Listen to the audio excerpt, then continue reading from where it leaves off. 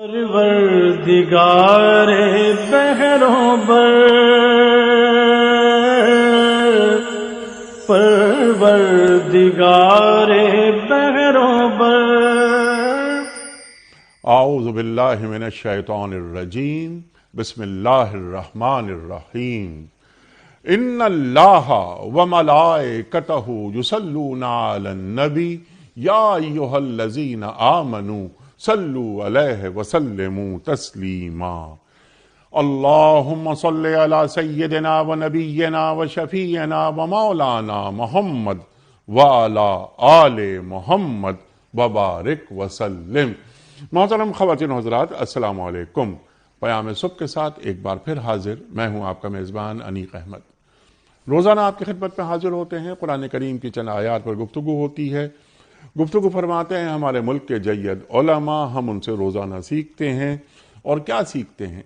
یہ سیکھتے ہیں کہ قرآن کریم کی یہ آیات ہم سے کیا مخاطبت کر رہی ہیں، ہمیں کیا پیغام دے رہی ہیں، قرآن کریم سے ہمیں کیا روشنی مل رہی ہے، اور قرآن کریم کی ان آیات کا انطباق، اطلاق اور نفاذ کس طرح ہم کر سکتے ہیں اپنی ذات پر، اپنے معاشرے پر، اپنی ریاست پر، وغیرہ وغیرہ، اور اس کائنات پر، کیونکہ یہ قرآن کریم پوری کائنات کے لیے ہے، پوری انسانیت کے لیے ہے۔ خواتین و حضرات، سب سے پہلے تو ہم شکر گزار ہمیں ہونا چاہیے اس پروگرام کے حوالے سے کہ ہمارے معزز علماء کی تشریف لاتے ہیں، وقت نکالتے ہیں اور ہماری علمی کمی کو دور فرما دیتے ہیں۔ خواتین و حضرات، قرآن کریم کے تقاضے کیا ہیں؟ قرآن کریم کس طرح ذہن کو روشنی بخشتا ہے، اور قرآن کریم کی یہ آیات اس میں کیا کیسا پیغام اور کیسی عقل کے لیے روشنی موجود ہے۔ خواتین حضرات، آج کا ہماری جو آیت ہے جس پہ آج ہم بات کروائیں گے اور سیکھیں گے، سورہ نحل کی آیت نمبر 97 ہے، 97، کہ اس آیت میں اللہ تعالیٰ کیا فرما رہا ہے۔ خواتین حضرات، چند باتیں۔ جو شخص بھی نیک عمل کرے گا، خواہ وہ مرد ہو یا عورت، بس شرط ہے ایمان کی۔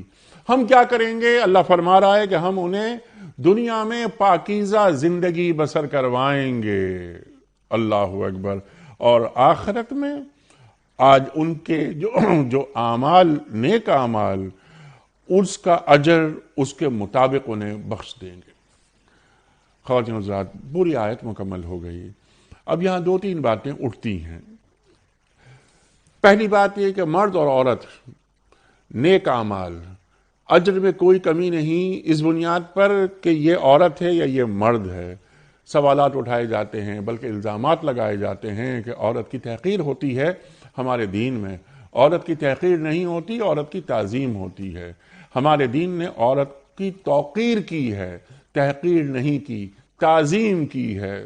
یہاں پر جو نیک اعمال کے حوالے سے بات ہو رہی ہے، دونوں برابر ہیں، مرد اور عورت، اپنی عبادتوں میں، اپنے نیک اعمال میں، اجر میں کہیں کمی نہیں ہے، بس ایمان کی شرط ہے۔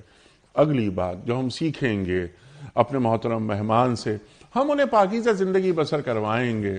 پاکیزہ زندگی کسے کہتے ہیں؟ اللہ اہل ایمان، مردوں اور عورتوں سے کیسی زندگی انہیں بسر کرواتا ہے؟ کیا وہ ان کے پاس طمانیت قلب ہوتا ہے، یا اس کو یوں کہنا چاہیے کہ کیا ان کے ایمان میں لمحہ بلمحہ اضافہ ہوتا چلا جاتا ہے؟ کیا انہیں اللہ کی رضاقیت پر مکمل ایمان ہوتا ہے؟ انہیں معلوم ہوتا ہے کہ یہ راحت، مصیبت جو بھی آتی ہے ہمارے پاس، وہ اللہ کی طرف سے آتی ہے اور تقدیر میں لکھا ہوا ہوتا ہے۔ خواتین و حضرات، یہ پاکیزہ زندگی، پھر رزق حلال کے حوالے سے بھی کچھ ہم بات کروائیں گے۔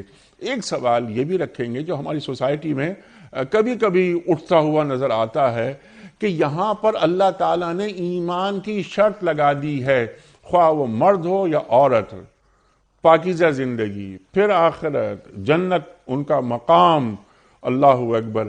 تو وہ غیر مسلم یا وہ افراد کے جن کو ایمان کی دولت نصیب نہیں ہوئی لیکن زندگی ان کی بڑی ہی نیک گزری، ان کو کیا ان کا اجر اللہ تعالیٰ دنیا ہی میں دے دیتا ہے؟ کیا ان کے لیے جنت پہ کوئی جگہ ہے؟ یہ بھی ایک سوال رکھیں گے اپنے معزز مہمان کی خدمت میں۔ سوالات بہت سارے ہیں خواتین و حضرات، پروگرام کے دوران انشاءاللہ تعالی گفتگو میں آئیں گے۔ ہمارے ساتھ لاہور میں تشریف فرما ہیں محترم ڈاکٹر سرفراز احمد آوان صاحب۔ بہت شکریہ آپ کا، آپ تشریف لائے۔ خواتین و حضرات، ڈاکٹر سرفراز احمد آوان صاحب ایک جانا مانا نام ہمارے ملک کا، پیام صبح میں تشریف لاتے ہیں، ہمیشہ ہم آپ سے سیکھتے ہیں۔ تفسیر قرآن بالقرآن ڈاکٹر صاحب کا خاصہ جو ہم ہمیشہ یہ عرض کرتے ہیں، بہت ہی آسانی کے ساتھ قرآن کریم کے موضوعات کو بالکل واضح کرتے ہوئے ہم تک پہنچا دیتے ہیں۔ ڈاکٹر صاحب میں آپ کا بڑا ممنون۔ پروگرام کا آغاز کرتے ہیں اللہ تعالیٰ کے بابرکت نام سے، سورہ نحل اور آیت نمبر 97۔ اعوذ باللہ من الشیطان الرجیم، بسم اللہ الرحمن الرحیم۔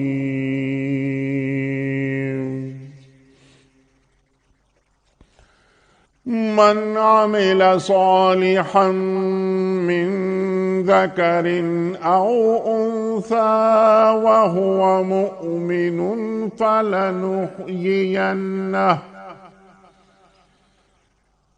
فلنحيينه حياة طيبة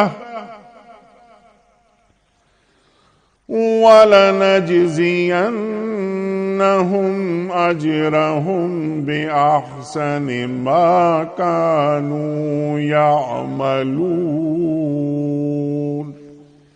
صدق اللہ العظیم۔ جو شخص بھی نیک عمل کرے گا، خواہ وہ مرد ہو یا عورت، بشرطے کہ ہو وہ مومن، اسے ہم دنیا میں پاکیزہ زندگی بسر کرائیں گے اور آخرت میں ایسے لوگوں کو ان کے اجر ان کے بہترین اعمال کے مطابق بخشیں گے۔ صدق اللہ العظیم۔ خواتین حضرات، محترم ڈاکٹر سرفراز احمد آوان صاحب کی خدمت میں، اس سے پہلے کہ ہم رکھیں پہلا سوال آج کے پروگرام کے حوالے سے، کل کے پوچھے گئے سوال کا درست جواب اور آج کا سوال آپ کی خدمت میں۔ کل کا سوال یہ تھا کہ دوزخ کے کتنے طبقات ہیں؟ درست جواب 7۔ آج کا سوال نوٹ فرما لیجئے۔ ہجرت مدینہ کے بعد سرکار دو عالم صلی اللہ علیہ وآلہ وسلم کی میزبانی کا شرف کس صحابی کو حاصل ہوا؟ حضرت ابو ایوب انصاری رضی اللہ تعالی عنہ کو، امیر المومنین حضرت ابو بکر صدیق رضی اللہ تعالی عنہ کو، یا امیر المومنین حضرت عمر فاروق رضی اللہ تعالی عنہ کو؟ جو درست جواب آپ سمجھتے ہوں روانہ فرمائیے۔ ہمارے فون نمبرز ہیں 009222134527009۔ ہمارا دوسرا فون نمبر ہے 009221343000980۔ ہمارا ای میل ایڈریس ps@duniatv.tv، ہمارا SMS کا نمبر 3031 اور ہمارا واٹس ایپ کا نمبر ہے 009232182509194۔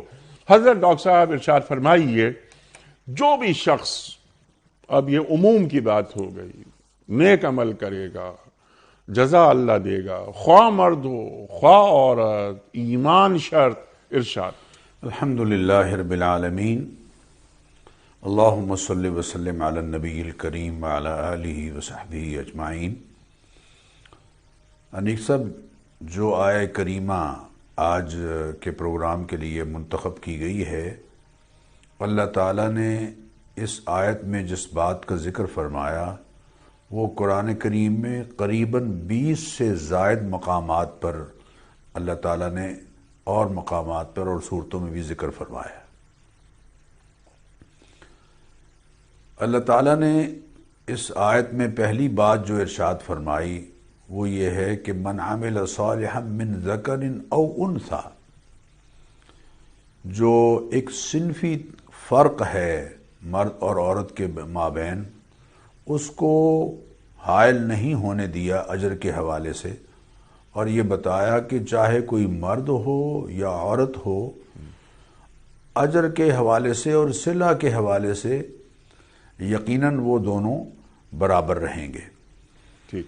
آگے شرط کا ذکر الگ ہے ایک اور جگہ قرآن کریم میں اللہ تعالیٰ نے ارشاد فرمایا کہ للرجال نصیب مما اکتسبوا وللنساء نصیب مما اکتسبن، مرد جو کام کریں گے ان کا صلہ اللہ تعالیٰ ان کے اپنے خزانوں میں سے انہیں عطا فرمائیں گے، اور عورتیں جو اعمال بجا لائیں گی اور کام کریں گی ان کا صلہ اللہ تعالیٰ ان کو عطا فرمائیں گے۔ گویا اجر عطا کرنے میں کوئی فرق صنفی یقیناً نہیں رکھا گیا، بلکہ دونوں کے لیے یہ بات ایک سے زائد مقامات پر، جیسے میں نے عرض کیا کہ 20 سے زائد مقامات پر اللہ تعالیٰ نے قرآن کریم میں ذکر فرمائی ہے۔ سبحان اللہ۔ یہاں میں یہ عرض کروں کہ صالح عمل، یعنی جو فرمایا نا کہ من عمل صالحا، صالح عمل کسے کہتے ہیں؟ پہلا سوال یہ ہے۔ وہ فرائض اور واجبات اور نوافل، بلکہ میں یہ کہوں گا کہ زندگی کے ہر شعبے میں دنیا کا کوئی بھی کام اتباع سنت کے مطابق جب ہوگا تو وہ عمل صالح ہے۔ سبحان اللہ۔ ہر وہ کام کہ جس کو کیا جا رہا ہے اور اس میں نبی اکرم صلی اللہ علیہ وسلم کی سنت کو فالو کیا جا رہا ہے، اور ہر وہ کام کہ جس سے انسان زندگی میں دنیاوی معاملات میں بھی رک رہا ہے، اور صرف اس وجہ سے رک رہا ہے کہ نبی کریم علیہ الصلاۃ والتسلیمات کی تعلیمات اس کے مطابق نہیں ہیں، روکا گیا ہے، تو وہ یقیناً عمل صالح ہے۔ چنانچہ آپ دیکھیں کہ حضور اکرم صلی اللہ علیہ وسلم نے فرمایا کہ طلب العلم فریضۃ علی کل مسلم، کہ علم کا طلب کرنا ہر مسلمان پر، خواہ وہ مرد ہو یا عورت ہو، فرض ہے۔ اب یہاں طلب علم کو بھی عبادت قرار دیا جا رہا ہے، بلکہ فرض کے درجے کی عبادت قرار دیا جا رہا ہے۔ اسی طرح نبی اکرم صلی اللہ علیہ وسلم نے فرمایا کہ طلب و کسب الحلال فریضۃ بعد الفریضہ، رزق حلال کمانے کی چاہت اور رزق حلال کمانے کے لیے محنت، یہ بھی اللہ کا فرض ادا کرنے کے بعد فرض ہے۔ گویا رزق حلال جو شخص کما رہا ہے اور اس کے لیے کوشش کر رہا ہے اور محنت کر رہا ہے، اللہ تعالیٰ اس کو اس عمل پر بھی وہی اجر عطا فرمائیں گے جو عبادات کی صورت میں جو فرض بجا لا رہا ہے اس پر اللہ اجر عطا فرمائیں گے۔ بلکہ نبی اکرم صلی اللہ علیہ وسلم نے فرمایا کہ جو شخص رزق حلال کمانے کے لیے جاتا ہے، اس لیے جاتا ہے یا کوشش کرتا ہے کہ وہ لوگوں کے سامنے سوال کرنے کے لیے ہاتھ پھیلانے کی ذلت سے بچ جائے، یا اپنے اہل و عیال کو حلال کما کر لا کے دے، یا اپنے اعزہ یا دوست اور احباب اگر اس سے ضرورت کے مطابق ضرورت کے وقت مانگیں تو یہ ان کی مدد کر سکے، تو ایسا شخص مجاہد فی سبیل اللہ کی طرح اجر پائے گا، یہ اللہ کی راہ میں جہاد کرنے والا ہے، اور کل قیامت کے دن اس حال میں آئے گا کہ اس کا چہرہ 14ویں رات کے چاند کی طرح دمکتا ہوا ہوگا۔ آپ صلی اللہ علیہ وسلم نے فرمایا راستے میں سے کوئی تکلیف دہ چیز ہٹا دینا، راستے میں سے کوئی اماطۃ الاذی عن الطریق، راستے سے کوئی چیز تکلیف دہ ہٹا دینا، یہ بھی باعث اجر ہے، یقیناً باعث اجر ہے۔ حالانکہ بظاہر اس کو عبادات کے انداز میں ہم اس کو یقیناً شمار نہیں کر سکتے، بلکہ صدقہ کی نبی اکرم صلی اللہ علیہ وسلم نے 40 کے قریب صورتیں بیان فرمائی ہیں۔ ان میں سے انیک صاحب ایک کیا ہے؟ ان تلقى اخاک بوجہ طلق، تو اپنے بھائی کو کھلے چہرے کے ساتھ ملے۔ اب یہ چہرے پر جو مسکراہٹ ہے یہ بھی عبادت بن رہی ہے، یہ بھی عبادت بن رہی ہے۔ اگر میں سچی مسکراہٹ کے ساتھ اپنے کسی بھائی کا استقبال کر رہا ہوں، یا سچی مسکراہٹ کے ساتھ دعاؤں کے ساتھ اس کو رخصت کر رہا ہوں، تو یہ میرا سارا عمل جو ہے وہ عمل صالح ہے۔ بلکہ اس سے اگلی بات حضور اکرم صلی اللہ علیہ وسلم نے فرمایا کہ جب کوئی شوہر محبت سے اپنی بیوی کو مسکراتے ہوئے دیکھتا ہے اور بیوی محبت سے مسکراتے ہوئے اپنے شوہر کو دیکھتی ہے، تو ان دونوں کو اللہ پیار سے اور محبت سے دیکھتے ہیں۔ یہ عمل بھی عبادت بن گیا، یہ عمل بھی عبادت بن گیا۔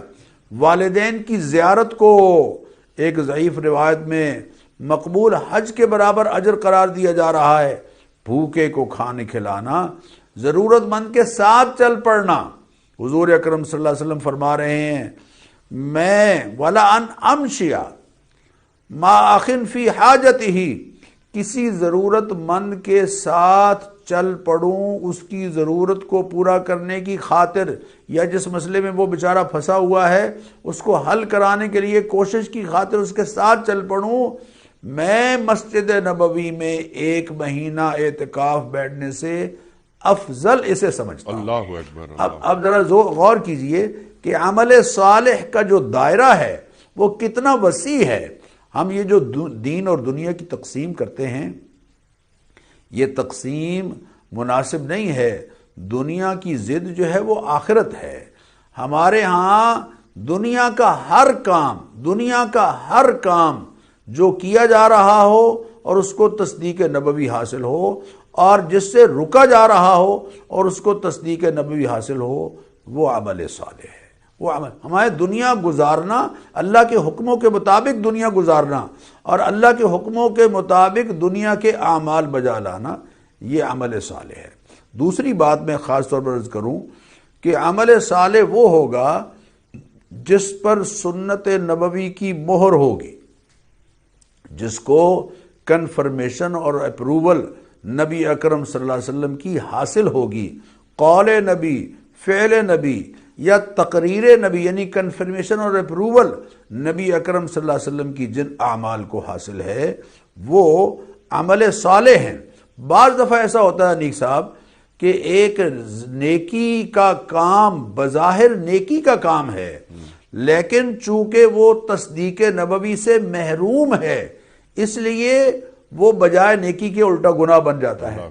مثلا آپ فجر کی نماز ہے، اگر طلوع صبح صادق کے بعد یقیناً وقت شروع ہوتا ہے فجر کا، اور طلوع آفتاب تک اس کا وقت ہوتا ہے، اور یہ کامل وقت ہے، اس وقت کے درمیان آپ ادا کریں گے، سورج طلوع ہونے سے پہلے اگر آپ نے فجر ادا کر لی تو آپ نے فرض ادا کیا، لیکن اور یہ نیکی ہے، لیکن عین سورج کے طلوع ہوتے وقت یا عین سورج کے زوال کے وقت یا عین سورج کے غروب ہوتے وقت اگر آپ نماز بھی پڑھ رہے ہیں، الفاظ وہی ہیں، ثنا بھی ہے، تعوذ بھی ہے، تسمیہ بھی ہے، فاتحہ بھی ہے، قرآن کریم کی تلاوت بھی ہے، رکوع بھی ہے، سجدہ بھی ہے، التحیات بھی ہے، درود شریف بھی ہے، سب کچھ ہیں، لیکن چونکہ اس عمل سے اللہ کے حبیب نے روک دیا ہے، لہذا بجائے ثواب کے الٹا گناہ ہو گیا۔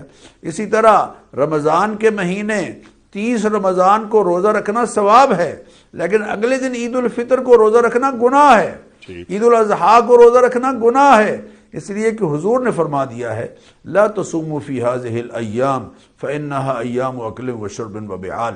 ایک شخص انیق صاحب سارا سال میدان عرفات میں رہتا ہے، سارا سال، لیکن جس دن میدان عرفات میں لوگوں نے جانا ہے یعنی 9 ذی الحجہ کو، وہ یہ سمجھ کر کہ خانہ کعبہ حرم خالی ہے میں وہاں چلا جاتا ہوں، 9 تاریخ کا دن اور 9 کے بعد آنے والی رات خانہ کعبہ کا دروازہ اس کے لیے کھول دیا جاتا ہے اور وہ اندر جا کر خانہ کعبہ میں عبادت کرتا ہے، وہ عابد تو ہوگا لیکن حاجی نہیں ہو سکتا۔ دوسری طرف اگر وہ بیمار ہے اور اس کو ایمبولنس میں ڈال کے اس کو 9 تاریخ کے دن میں یا 9 کے بعد آنے والی رات کے دوران کسی بھی وقت اس کی گاڑی ایمبولنس اس میدان عرفات سے گزر بھی گئی تو وہ حاجی ہے، چونکہ اس عمل کو حضور کی اپروول حاصل ہے اور اس دوسرے عمل کو حضور کی اپروول اور تصدیق حاصل نہیں ہے۔ تو پہلی وضاحت تو یہ ہو گئی کہ عمل صالح ہر وہ کام جو تصدیق و تائید نبوی کے ساتھ بجا لایا جا رہا ہے، یا ہر وہ کام جو ہم نہیں کر رہے اس لیے کہ اللہ کو پسند نہیں، اللہ کے رسول کو پسند نہیں اور انہوں نے اس کی اجازت نہیں دی، وہ عمل صالح ہوگا۔ سبحان اللہ۔ دوسری بات جو فرمائی، جیسے آپ نے بھی اس کا ذکر فرمایا کہ شرط جو ہے وہ اللہ تعالیٰ نے بیان فرمائی ہے، وَهُوَ مُؤْمِنٌ، یہ جملہ حالیہ ہے، اس حال میں کہ وہ مومن ہو۔ قرآن کریم میں اللہ تعالیٰ نے سورہ بنی اسرائیل میں اعمال کی قبولیت کی 3 شرائط بیان فرمائی ہیں۔ ارشاد فرمایا وَمَنْ أَرَادَ الْآخِرَةَ وَسَعَى لَهَا سَعْيَهَا وَهُوَ مُؤْمِنٌ فَأُولَئِكَ كَانَ سَعْيُهُمْ مَشْكُورًا۔ جو شخص آخرت کی نیت سے یعنی اخلاص کے ساتھ عمل بجا لاتا ہے، پہلی شرط اخلاص، اور وَسَعَى لَهَا سَعْيَهَا، اور اس کا وہ کام اور اس کی وہ کاوش سنت نبوی کی تصدیق اور تائید حاصل کیے ہوئے ہوتی ہے، وَهُوَ مُؤْمِنٌ، اور تیسری شرط یہ ہے کہ وہ مومن ہو، یعنی اخلاص، ایمان اور سنت نبوی کے مطابق ہونا، یہ 3 شرائط ہیں کسی عمل کی قبولیت کی۔ اگر 3 سے ہٹ کر ہیں، حضور اکرم صلی اللہ علیہ وسلم قربانی کے موقع پر ارشاد فرما رہے ہیں کہ عید الاضحیٰ سے پہلے جس نے عید الاضحیٰ کی نماز ادا کرنے سے پہلے جس نے قربانی کر دی، جانور ذبح کر دیا، اس نے گوشت کے لیے جانور ذبح کیا، لیکن جس نے عید الاضحیٰ کی نماز پڑھنے کے بعد یا پورے شہر میں اگر کسی ایک جگہ بھی عید الاضحیٰ کی نماز پڑھ لی گئی ہے، اس کے بعد جس نے قربانی کا جانور ذبح کیا، یہ ہے وہ جو قربانی کا جانور حقیقت میں ذبح کر رہا ہے۔ کیوں؟ اس لیے کہ اس عمل کو تصدیق و تائید نبوی حاصل ہے۔ تو دوسری شرط یہاں اس آیت میں بیان فرمائی گئی، میں خاص طور پر اس کا ذکر کر رہا ہوں کہ اللہ تعالیٰ نے ارشاد فرمایا من عمل صالحا من ذکر او انثى وهو مؤمن، جو مرد یا عورت کوئی عمل صالح بجا لاتا ہے اس حال میں کہ وہ مومن ہو، اس حال میں کہ وہ مومن ہو۔ چونکہ اللہ تعالیٰ بار بار قرآن کریم میں ذکر فرما رہے ہیں، ایک جگہ اللہ تعالیٰ فرما رہے ہیں سورہ نساء میں کہ وَمَن يَعْمَلْ مِنَ الصَّالِحَاتِ مِن ذَكَرٍ أَوْ أُنثَىٰ وَهُوَ مُؤْمِنٌ فَأُولَٰئِكَ يَدْخُلُونَ الْجَنَّةَ وَلَا يُظْلَمُونَ نَقِيرًا۔ اللہ تعالیٰ کی طرف سے جو شخص مرد یا عورت نیک اعمال بجا لانے کی اللہ نے اس کو توفیق بخشی ہے، وہ اعمال بجا لاتا ہے، فَأُولَٰئِكَ يَدْخُلُونَ الْجَنَّةَ، یہ ہے جنت کا کام کرنے والا، جنت میں داخلے کے لیے اعمال بجا لانے والا، اور اور ذرا برابر بھی اس کے ساتھ زیادتی اور ظلم نہیں ہوگا۔ بلکہ ایک جگہ ارشاد فرمایا وَمَن يَعْمَلْ مِنَ الصَّالِحَاتِ وَهُوَ مُؤْمِنٌ فَلَا كُفْرَانَ لِسَعْيِهِ، جو شخص نیک اعمال بجا لاتا ہے بشرطے کہ وہ مومن ہو، اس کے اعمال کی ناقدری ہم نہیں کریں گے، اعمال کی ناقدری نہیں کریں گے۔ اور اس کا مومن کی ضد کافر ہے یقیناً۔ اللہ قرآن کریم میں اس کا بھی ذکر فرما رہے ہیں کہ اللہ تعالیٰ فرما رہے ہیں کہ جو شخص حالت کفر میں عمل بجا لا رہا ہے، حالت کفر میں عمل بجا لا رہا ہے، اس کے اعمال کرماد، راکھ کی طرح ہیں، اشتدت بہ الریح فی یوم عاصف، ایسی راکھ کہ جس کو تیز آندھی کے روز ہوا اڑا کر فضا میں بکھیر کے رکھ دے، لا یقدرون مما کسبوا علی شیء، وہ اپنے کیے پر اللہ تعالیٰ کے ہاں سے کچھ بھی نہیں پائیں گے۔ مثل الذین کفروا بربہم اعمالہم کرماد اشتدت بہ الریح فی یوم عاصف لا یقدرون مما کسبوا علی شیء۔ میں یہ آیت اس لیے پڑھ رہا ہوں تاکہ کسی کے ذہن میں کسی طرح کا کوئی اشکال نہ رہے، کیونکہ ایمان، اللہ قرآن کریم میں ایک اور جگہ ارشاد فرما رہے ہیں کہ جو یہ وَقَدِمْنَا إِلَى مَا عَمِلُوا مِنْ عَمَلٍ، ان کے اعمال ہمارے سامنے آئیں گے، لیکن فَجْعَلْنَاهُ هَبَاءً مَنْثُورًا، ہم فضا میں بکھری ہوئی راکھ کی طرح ان کو کر دیں گے۔ فَلَا نُقِيمُ لَهُمْ يَوْمَ الْقِيَامَةِ وَزْنًا، قیامت کے دن اس قابل بھی ہم نہیں سمجھیں گے کہ ان کا کوئی وزن ہو، چونکہ اعمال کی قبولیت کے لیے ایمان شرط ہے۔ وَمَن يَأْتِهِ مُؤْمِنٌ قَدْ عَمِلَ الصَّالِحَاتِ فَأُولَٰئِكَ لَهُمُ الدَّرَجَاتُ الْعُلَىٰ، بلند درجات ان کو نصیب ہوں گے جو اعمال صالحہ بجا لا رہے ہوں گے، بشرطے کہ وہ مومن ہیں۔ وَإِنِّي لَغَفَّارٌ لِمَن تَابَ وَآمَنَ وَعَمِلَ صَالِحًا، جو میں بخشنے والا ہوں، انتہائی بخشنے والا ہوں ان کو جو صاحبان ایمان ہیں اور اعمال بجا لا رہے ہیں۔ بلکہ پہلے پارے کے بالکل شروع میں تیسرے رکوع میں اللہ تعالیٰ نے ارشاد فرمایا وَبَشِّرِ الَّذِينَ آمَنُوا وَعَمِلُوا الصَّالِحَاتِ أَنَّ لَهُمْ جَنَّاتٍ تَجْرِي مِن تَحْتِهَا الْأَنْهَارُ، اور یعنی میں عرض کروں کہ قرآن کریم میں بار بار وَلَوْ أَنَّهُمْ آمَنُوا وَاتَّقَوْا لَمَثُوبَةٌ مِّنْ عِندِ اللَّهِ خَيْرٌ، جو ایمان والے ہوں گے اور تقوی والے ہوں گے ان کے لیے اللہ تعالیٰ کے ہاں سے بہت بہتر اجر ہے۔ تو ایمان اعمال کی قبولیت کی بنیادی شرط ہے۔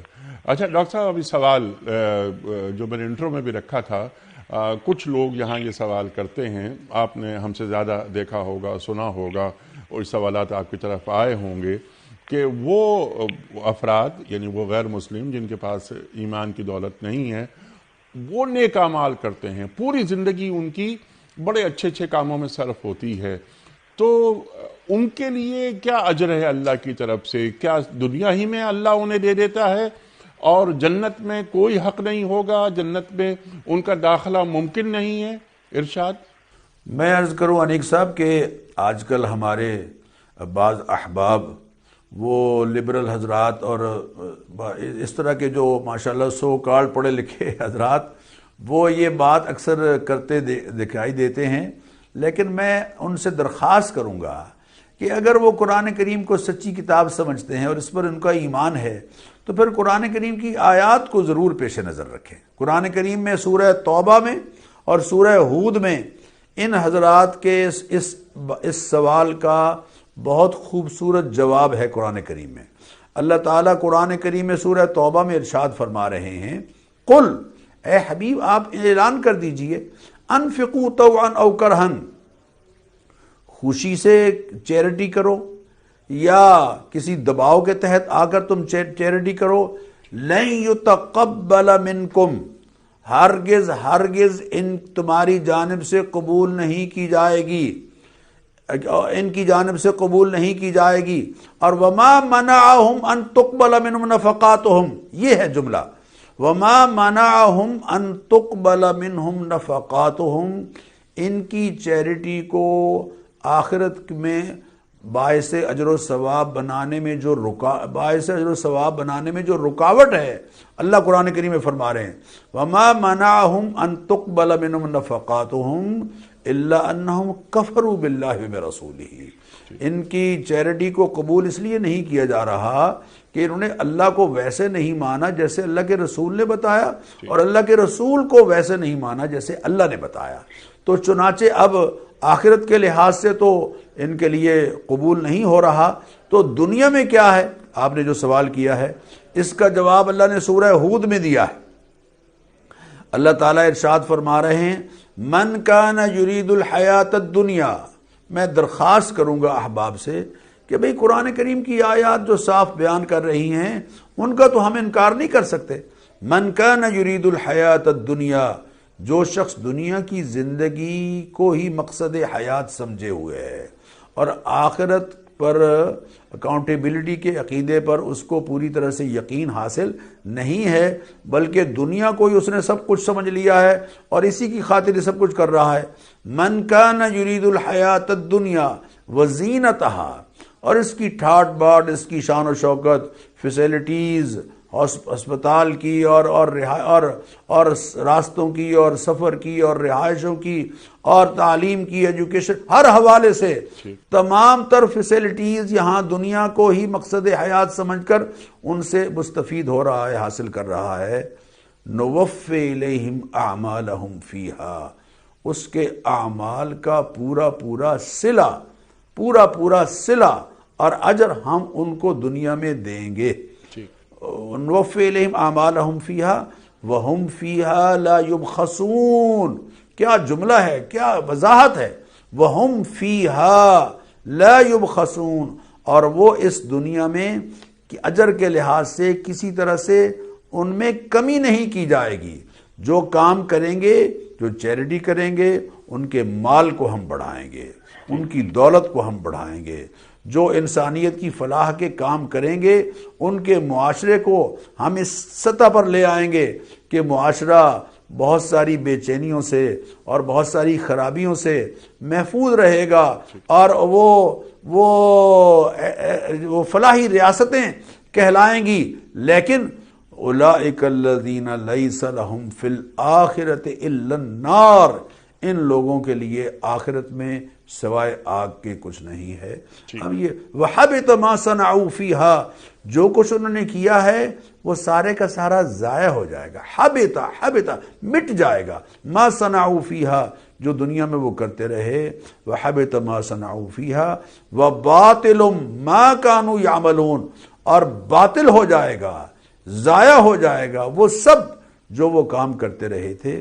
اب قرآن کریم کی آیت کو تو ہم نکال نہیں سکتے، اس لیے ہم کیسے یہ فیصلہ کریں گے کہ جناب سب بخشے بخشائے ہیں، جو کافر ہیں، جو ایمان نہیں لائے وہ بھی ستیزہ کار رہا ہے ازل سے تا امروز، چراغ مصطفی سے شرار بولہبی۔ اگر شرار بولہبی اور چراغ مصطفی دونوں برابر ہیں تو پھر اللہ ان کو سمجھ دے جو برابر سمجھتے ہیں۔ اچھا ڈاکٹر صاحب، اب ذرا سا ہم آگے بڑھ رہے ہیں۔ جو اہل ایمان ہیں، خواہ وہ مرد ہو خواہ وہ عورت ہو، نیک اعمال کے ساتھ عمل صالح آپ نے بالکل واضح کر دیے۔ نیک عمل وہ جس پر سند ہو سرکار دو عالم صلی اللہ علیہ وآلہ وسلم کی۔ تو پاکیزہ زندگی سے کیا مراد ہے؟ اللہ کیسے بسر کرواتا ہے؟ کیا ان کے پاس الحمدللہ علی کل حال کہتے رہتے ہیں وہ؟ ان کے پاس صبر، استقامت، قناعت، طمانینت قلب، شیطان سے دوری، رزق حلال، یہ اس جانب اشارہ ہے ڈاکٹر صاحب؟ یہ جتنی باتیں آپ نے ذکر فرمائی ہیں یہ حیات طیبہ کے تحت آتی ہیں۔ اللہ تعالیٰ فرما رہے ہیں، یہ پہلا جملہ شرط تھا اور یہ اس کی جزا ہے، فَلَنُحْيِيَنَّهُ حَيَاةً طَيِّبَةً، ہم انہیں پاکیزہ زندگی میسر کر دیتے ہیں۔ حضرت عبداللہ بن عباس رضی اللہ تعالیٰ عنہ، حضرت علی کرم اللہ وجہہ، اور حضرت حسن بصری رحمہ اللہ، اور حضرت وہب بن منبہ رضی اللہ تعالیٰ عنہ، ان چاروں کی رائے یہ ہے کہ یہ دنیا میں ہی پاکیزہ زندگی میسر ہوگی، اور دنیا میں پاکیزہ زندگی کا ایک بڑی صورت جو یہاں ان کو میسر ہے اور میسر ہوگی وہ ہے قناعت۔ انیق صاحب، قناعت، حضرت جابر فرماتے ہیں کہ ایسا مال ہے جو ختم نہیں ہوتا اور ایسا خزانہ ہے جس پر فنا نہیں ہے۔ قناعت، اللہ نے جتنا دیا ہے اس کو اپنا اللہ کی عطا سمجھ کر اس پر اللہ پر راضی ہو جانا، کیونکہ حرص کی تو کوئی انتہا نہیں، ہوس کی تو کوئی انتہا نہیں ہے۔ دیکھیے مسلمانوں کی دو قدریں ہیں، محنت اور قناعت، اور سرمایہ دارانہ نظام کی دو قدریں ہیں، حرص اور ہوس۔ جب ہم قناعت اور محنت اور قناعت کو چھوڑ دیں گے اور حرص اور ہوس پر چلے جائیں گے تو آپ صلی اللہ علیہ وسلم فرما رہے ہیں کہ بندے کا پیٹ دو وادیاں بھر جائیں، بھری ہوئی اس کو مل جائیں تو وہ تیسری کی طلب کرتا ہے، اور اس کا پیٹ تو قبر کی مٹی بھرے گی۔ تو حرص اور ہوس کی تو کوئی انتہا ہے نہیں۔ آپ دیکھ لیجئے جو انتہائی سرمایہ دار ہیں، سرمایہ دارانہ نظام میں جو ٹاپ پر جو سرمایہ دار ہیں، ان کی حرص اور ہوس کس طرح سے دکھائی دیتی ہے نمایاں، کہ وہ جناب مزید مال کمانے کے لیے نئی چیزیں ہر سال نئی آئٹم کے طور پر سامنے لے آتے ہیں۔ خیر، میں عرض کر رہا ہوں، نبی اکرم صلی اللہ علیہ وسلم نے فرمایا قد افلح من اسلم ورزق کفافا وقنعه اللہ بما آتاہ، فلاح پا گیا، سرخرو ہو گیا، کامیاب ہو گیا، اطمینان حاصل کر گیا، اس کی زندگی میں چین اور سکون آ گیا، جو اسلام لایا اور جو اس کو اللہ تعالیٰ نے ضرورت کے تحت رزق عطا فرمایا، لیکن اللہ نے جو اس کو عطا کیا ہے اس پر اس نے قناعت کو اختیار کیا۔ حضور اکرم صلی اللہ علیہ وسلم اللہ تعالیٰ سے دعا کیا کرتے تھے، اے اللہ مجھے رزق عطا فرما، اور جو رزق تو نے مجھے عطا فرمایا ہے اس پر مجھے قناعت کی توفیق عطا فرما، قناعت کی توفیق۔ حضرت ہمارے سلف اور بزرگ کہ پاکیزہ زندگی سے مراد کیا ہے؟ حضرت شیخ فرماتے ہیں کہ پاکیزہ زندگی سے مراد ہے حلال رزق، حلال کھانا، اور حلال پہناوا، حلال لباس۔ اور شیخ سعدی رحمۃ اللہ علیہ نے ایک بات لکھی ہے اپنی کتاب میں کہ ایک شخص دریا کے کنارے بیٹھا ہوا ہے اور چیتے نے اسے زخمی کر دیا ہے، لیکن اس کے باوجود شکر ادا کر رہا ہے۔ تو کسی نے کہا کہ حضرت اس حال میں بھی آپ شکر ادا کر رہے ہیں؟ تو انہوں نے بڑا خوبصورت جملہ کہا، انہوں نے کہا الحمدللہ بمصیبت گرفتارم نہ بمعصیت، شکر ہے کہ میں ایک مصیبت میں پکڑا ہوا ہوں، گناہ میں پکڑا ہوا نہیں، گناہ میں مبتلا نہیں ہوں، مصیبت میں ہوں، معصیت میں نہیں ہوں۔ مصیبت بہرحال اس پر اللہ کے ہاں سے شکر ادا کر رہے ہیں، اس لیے کہ معصیت سے اللہ تعالیٰ نے بچایا ہوا ہے۔ حضرت اکرمہ فرماتے ہیں کہ پاکیزہ زندگی سے مراد اللہ اور اس کے رسول کی اطاعت کی توفیق ہے۔ یعنی سب اللہ اور اس کے رسول کی اطاعت کی توفیق میسر آنا، یہ بھی اللہ تعالیٰ کا خاص انعام ہے۔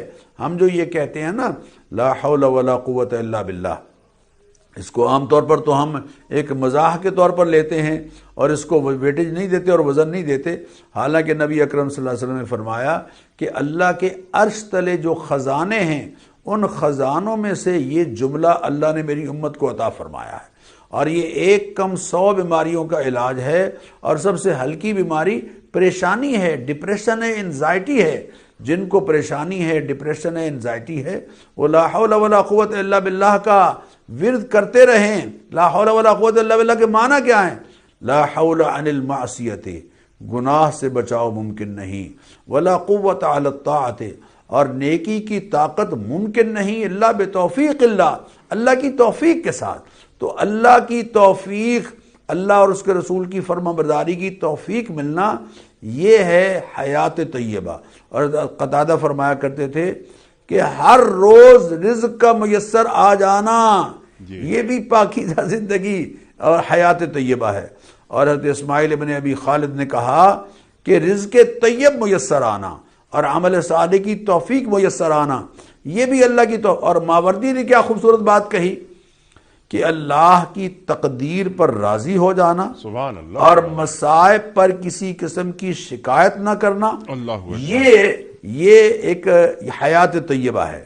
تو دنیا میں دیکھیے حیات طیبہ یعنی اعمال صالحہ سے حیات طیبہ ملتی ہے، اس کی ضد بھی اللہ نے قرآن کریم میں بیان فرمائی، فرمایا ومن اعرض عن ذکری، جو میرے ذکر سے اعراض کرتا ہے، مجھے یاد نہیں رکھتا اپنے معاملات میں، اپنی تجارت میں، اپنے کاروبار میں، اپنے اخلاق میں، اپنے رویوں میں میرا دھیان ہٹا دیتا ہے، میرا دھیان ہٹا دیتا ہے۔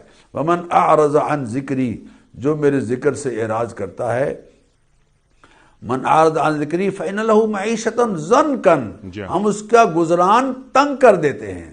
دوسری جگہ فرمایا ومن اعرض عن ذکری، جو میرے ذکر سے عن ذکر الرحمن نقیض له شیطانا، شیطان کو اس کے ساتھی بنا دیتے ہیں، فهو له قرین، وہ اس کا یار بن جاتا ہے، اس کو پھر بہت ساری غلط راہوں پر ڈال دیتا ہے۔ تو زندگی کو پرسکون بنانے کے لیے اور حیات طیبہ حاصل کرنے کے لیے اللہ کی ذات عالی پر توکل اور یقین، اور اللہ جو رزق میسر کر رہا ہے اس پر قناعت، یہ بہترین حیات طیبہ ہے۔ اس کے بغیر اگر حرص اور ہوس میں رہیں گے تو اس کی تو کوئی انتہا ہی نہیں۔ ٹھیک ہے، سبحان اللہ، تو بالکل کلیئر ہو گئی یہ بات، اور آپ نے چند پوائنٹس بھی یہاں پر عطا فرما دیے۔ میں چاہتا ہوں کہ پروگرام کا وقت بھی ختم ہو رہا ہے، اس کو مزید اس پر گفتگو آپ فرمائیے، اور جو ہم آخر میں ایک بات کہتے ہیں ہر پروگرام میں، ٹو ڈوز، کرنے والے کام۔ سوال میرا آپ کی خدمت میں یہ ہے، جس سے یہ بات بالکل شاید واضح ہو جائے مزید ہم لوگوں پر، کہ ڈاکٹر صاحب مومن کی دنیا اور کافر کی دنیا میں کوئی فرق ہونا چاہیے نا؟ تو وہ آئینہ جس میں ہم اپنا چہرہ دیکھیں، یعنی قرآن کریم موجود ہے ہمارے پاس، صاحب قرآن کی سیرت موجود ہے ہمارے پاس، کہ معلوم ہو کہ ہماری زندگی شب و روز ہمارے کیسے گزر رہے ہیں، اور کیا میرے ان اعمال سے، میرے ان کاموں سے یعنی اللہ خوش ہو رہا ہے یا شیطان خوش ہو رہا ہے۔ تو مومن کی زندگی اور کافر کی زندگی، مومن کی دنیا اور کافر کی دنیا، ان دونوں میں بنیادی فرق کیا ہے، اور چند باتیں جن کا ہمیں ہمہ وقت خیال رکھنا ہے. اِنَّ صَلَاتِي وَنُسُكِي وَمَحْيَايَ وَمَمَاتِي لِلَّهِ رَبِّ الْعَالَمِينَ. ارشاد.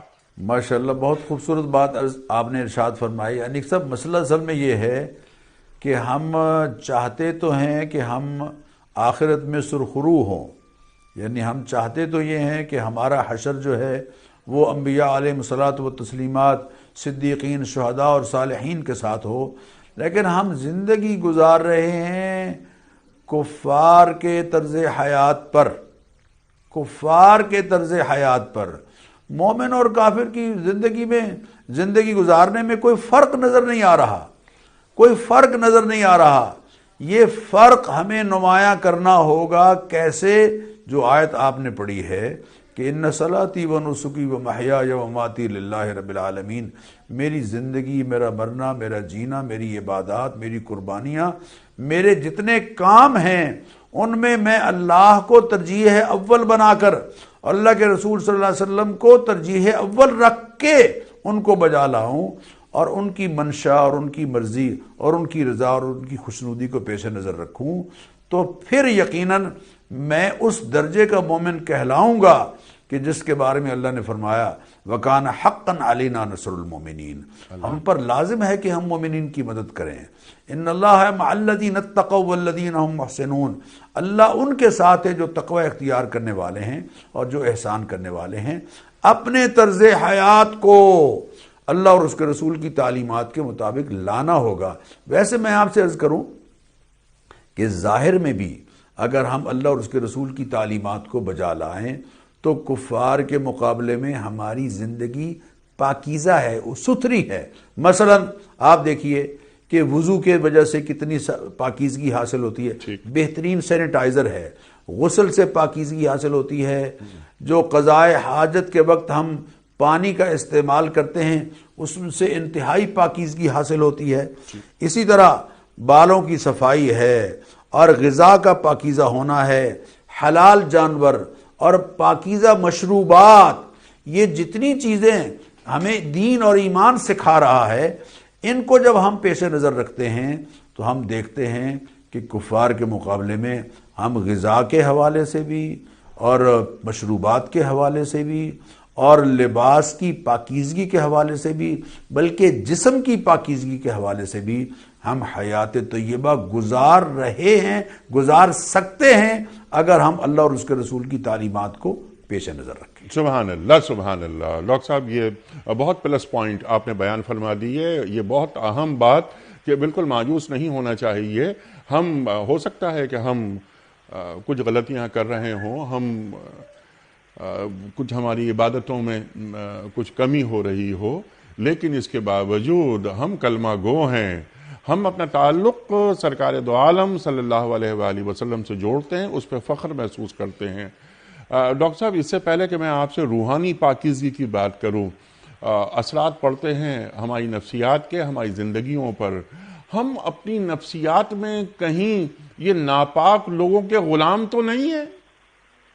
بہت بری طرح سے غلام ہیں ایک صاحب، بہت تو بری جب طرح ہم سے. ڈاکٹر صاحب ناپاک لوگوں کے غلام ہیں اور ہمارا بھی دنیا کو دیکھنے کا وہی انداز ہے جو وہ جن کے پاس کلمہ نہیں ہے، جن کے پاس ایمان کی دولت نہیں ہے، تو پھر ہم میں یہ جو پاکیزگیاں جو آپ نے بیان فرمائیں، جس سے میں اتفاق کرتا ہوں، ہاں ہم کلمہ گو ہیں، ہماری مساجد سے اذانیں بلند ہوتی ہیں، روزانہ کروڑوں سجدے اللہ کو کیے جاتے ہیں، لیکن اگر میں نفسیات یعنی کیا گیا ہے غلامی میں مبتلا تجھ کو کہ تجھ سے ہو نہ سکی فقر کی نگہبانی.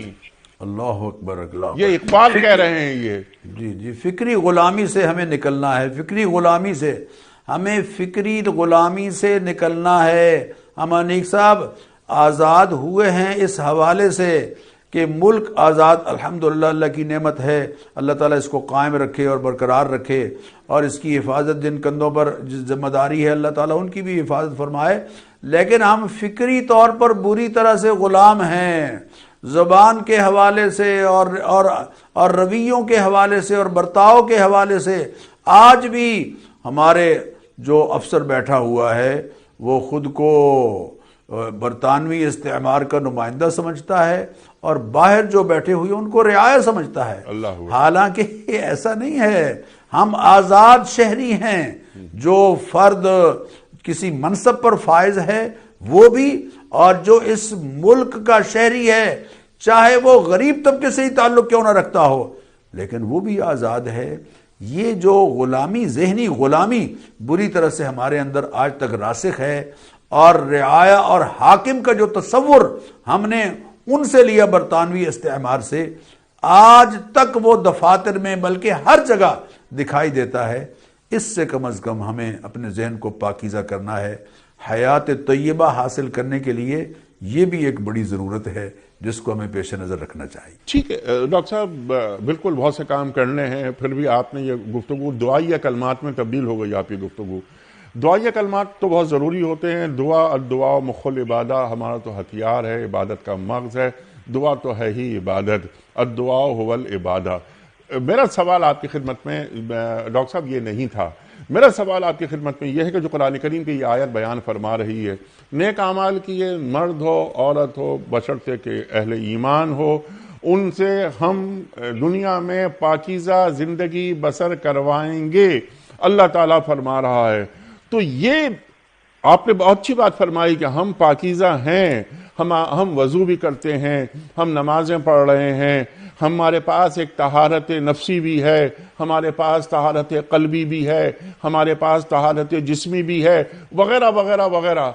کیا مسلم امہ اجتماعی پاکیزگی کے ساتھ اپنی زندگی بسر کر رہی ہے، یا مسلم امہ، ایک ذرا تلخ سوال ہے، کیا مسلم امہ سے اللہ تعالی اجتماعی پاکیزگی کی زندگی بسر کروا رہا ہے؟ ارشاد۔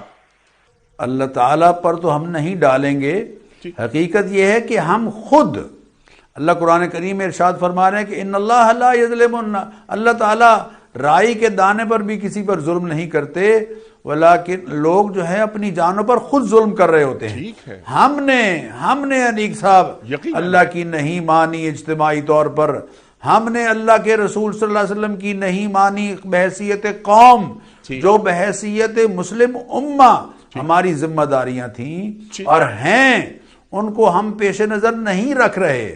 نتیجہ یہ ہے کہ وہ حیات طیبہ جو اللہ اور اس کے رسول کی اجتماعی طور پر مان کر نصیب ہوتی ہے، وہ اجتماعیت میں نہ ہونے کی وجہ سے وہ نصیب نہیں ہو پا رہی۔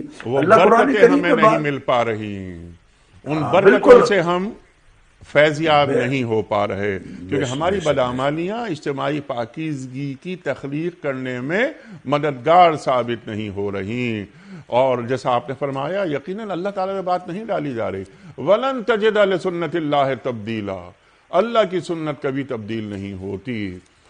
اللہ اکبر۔ انتم العلون ان کنتم مومنین، تم ہی غالب رہو گے بشرطے کہ تم مومن ہو۔ ان اللہ لا یغیر ما بقوم حتی یغیروا ما بانفسہم، سبحان اللہ۔ اللہ قرآن کریم میں فرما رہے ہیں کہ اس وقت تک اللہ تعالیٰ تمہاری حالت نہیں بدلے گا جب تک کہ تم خود حالت نہیں بدلو گے۔ سبحان اللہ۔ اور اللہ دوسری جگہ فرما رہے ہیں کہ اللہ تعالیٰ اس وقت تک نعمتوں کا دروازہ بند نہیں کرتا حتیٰ یہاں تک کہ تم خود اپنے آپ کو اس سٹیج پر لے آؤ کہ اب نعمتوں کے دروازہ تم پر بند ہو جائے۔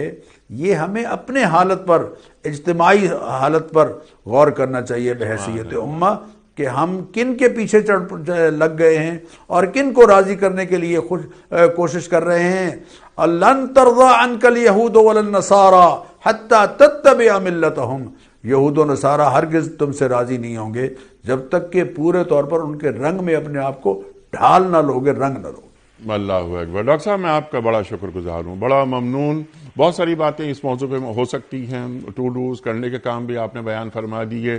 اجتماعی پاکیزگی کیسے حاصل ہوتی ہے، جسمانی پاکیزگی ہمیں حاصل ہو گئی، کیا ہمیں روحانی پاکیزگی حاصل ہو رہی ہے، کیا ہماری دعائیں عرش تک پہنچ رہی ہیں، قبول ہو رہی ہیں، ہمارے زمین پر جب ہم دیکھتے ہیں اثرات اس کے، تو جیسا ڈاکٹر صاحب آپ نے فرمایا کہ ہمارے اعمال مجموعی طور پر ایسا نہیں کہ ہمارے پاس اب بھی بہت سے مستجاب الدعوات ہیں، بہت سے لوگ ایسے ہیں کہ جن کی بدولت اور جن کی عبادتوں کی وجہ سے، جن کے تقوی کی وجہ سے ہماری یہ ریاست اور مسلم امہ کے اندر آج بھی برکتیں ہیں اور نور ہے۔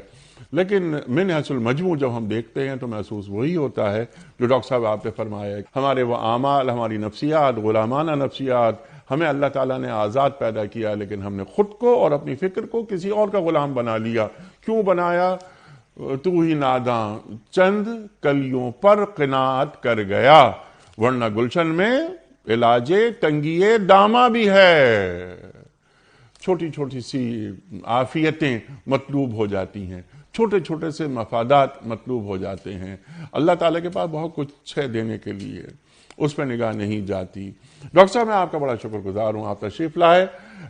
خواتین و حضرات، ہمارے علماء کو اللہ تعالیٰ سلامت رکھے، تشریف لاتے ہیں، قرآن کریم کی آیات کو بالکل واضح کر کے ہمارے سامنے رکھ دیتے ہیں۔ اللہ تعالیٰ ہم سے کیا طلب کرتا ہے، کیا اس سے مطلوب ہے، کیا اس کے تقاضے ہیں، اور اللہ کے رسول صلی اللہ علیہ وآلہ وسلم ایک امتی کو، خواہ وہ مرد ہو یا خواہ عورت، کہاں دیکھنا چاہتے ہیں اور کیسا دیکھنا چاہتے ہیں، ہمارے علماء ہمیں تعلیم کرتے ہیں۔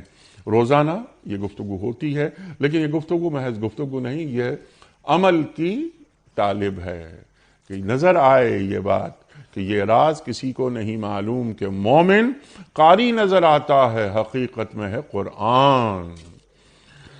ڈاکٹر صاحب کا ایک بار پھر شکریہ۔ خواتین و حضرات، کوئز کل کا سوال یہ تھا کہ دوزخ کے کتنے طبقات ہیں؟ صحیح جواب 7۔ آج کا سوال نوٹ فرما لیجئے۔ ہجرت مدینہ کے بعد سرکار دو عالم صلی اللہ علیہ وآلہ وسلم کی میزبانی کا شرف کس صحابی کو حاصل ہوا؟ حضرت ابو ایوب انصاری رضی اللہ تعالی عنہ کو، یا امیر المومنین حضرت ابو بکر صدیق رضی اللہ تعالی عنہ کو، یا امیر المومنین حضرت عمر فاروق رضی اللہ تعالی عنہ کو؟